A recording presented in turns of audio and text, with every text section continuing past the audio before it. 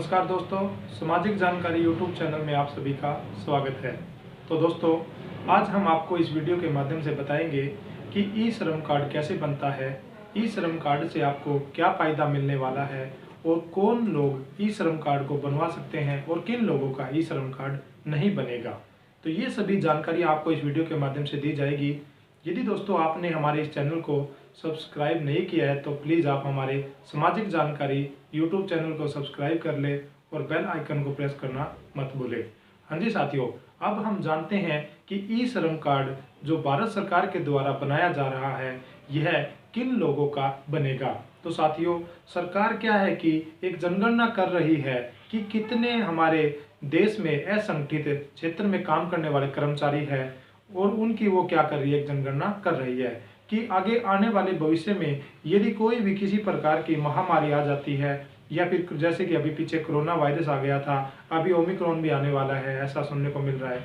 यदि किसी भी कोई भी प्रकार की महामारी यदि हमारे देश में आ जाती है तो हमारे पास यदि उनका असंगठित जो मजदूर है या जो गरीब जो लोग हैं उनका डाटा यदि हमारे पास होगा तो हम उनके खाते में कुछ पैसा उनकी वित्तीय सहायता के लिए भेज सकते हैं। तो सबसे पहला जो मुख्य जो भारत सरकार का जो इसका रीजन है बनाने का वो यही है कि वह इन लोगों की जनगणना कर रही है।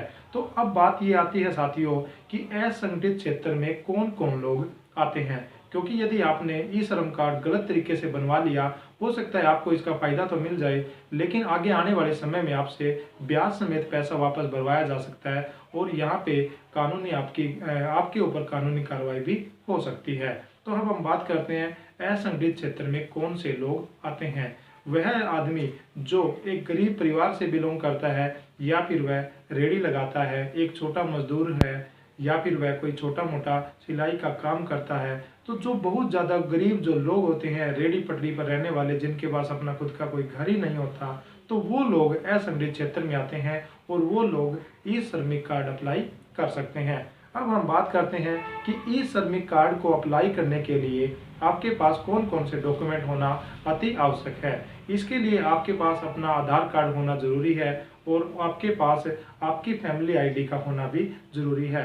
आपके पास आधार कार्ड के साथ साथ जो मोबाइल नंबर आपने अपने आधार कार्ड से लिंक करवा रखा है वह मोबाइल नंबर भी आपको इसमें चाहिएगा, क्योंकि जब आप फॉर्म ऑनलाइन करते हैं तो इसके ऊपर OTP आता है जिसकी आपको जरूरत पड़ती है।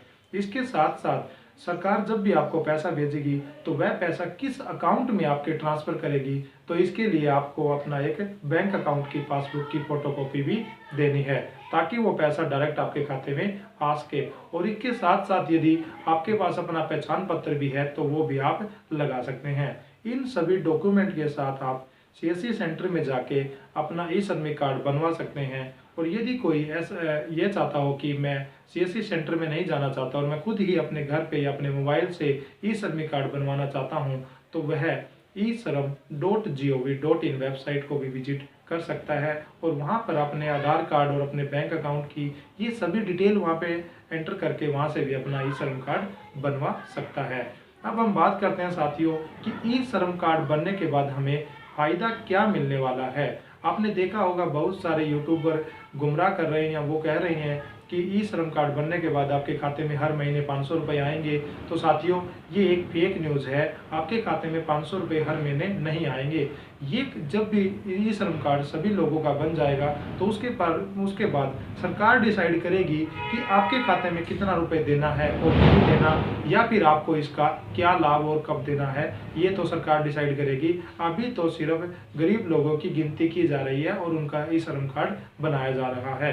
हाँ जी साथियों, लेकिन हम आपको बताना चाहते हैं कि ई श्रम कार्ड के सरकार ने कुछ बेनिफिट डिसाइड किए हैं जो हम आपको अभी बता रहे हैं। सबसे पहला, यदि किसी व्यक्ति ने ई श्रम कार्ड बनवा लिया हो और यदि उसकी किसी कारणवश एक्सीडेंट के दौरान अगर उसको चोट लग जाती है या वह विकलांग हो जाता है तो उसको सरकार के द्वारा 1 लाख रुपए की वित्तीय सहायता दी जा रही है। और साथियों, यदि वह उस दुर्घटना के दौरान या फिर किसी आकस्मिक स्थिति के कारण या फिर किसी कारणवश यदि उसकी मृत्यु हो जाती है तो उसको सरकार के द्वारा 2 लाख रुपए की वित्तीय सहायता दी जा रही है। तो ये थे दोस्तों ई श्रम कार्ड बनवाने के बाद आपको मिलने वाला अभी जो लाभ सरकार ने डिसाइड किया है वो हमने आपको बता दिया है। और बाकी आगे आने वाले समय में सरकार आपको ई श्रम कार्ड के द्वारा आपके खाते में आपको वित्तीय सहायता देती रहेगी। और साथियों, आप ध्यान रखना कि उसमें ना जब आप बनवाते हो तो आपकी जो क्वालिफिकेशन है वो भी उसके अंदर उसमें दर्ज की जाती है, ताकि हो सकता है कि सरकार आगे आपको आपकी क्वालिफिकेशन के आधार पर आपको कोई काम दे रही हो, या फिर आपको उसके आधार पर अगर कोई एक्स्ट्रा बेनिफिट आपको मिलने वाला है तो वो वहाँ से आपको मिल जाएगा। तो आप अपनी जो क्वालिफिकेशन है उसको अच्छे से वहाँ पे भरें, ताकि आपको वहाँ से आगे स्थिति में लाभ मिल जाए।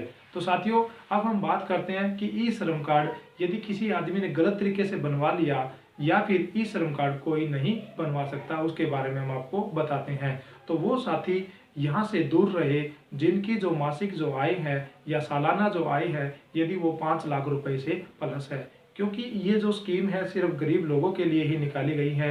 अमीर लोग यहाँ से थोड़ा सा दूर रहे, नहीं तो उन पर कानूनी कार्रवाई हो सकती है। और दूसरा, वो साथी ई श्रम कार्ड नहीं बनवाए जो ITR वगैरह भरते हो, क्योंकि ITR भरने वालों साथियों के लिए इसका लाभ नहीं मिलेगा।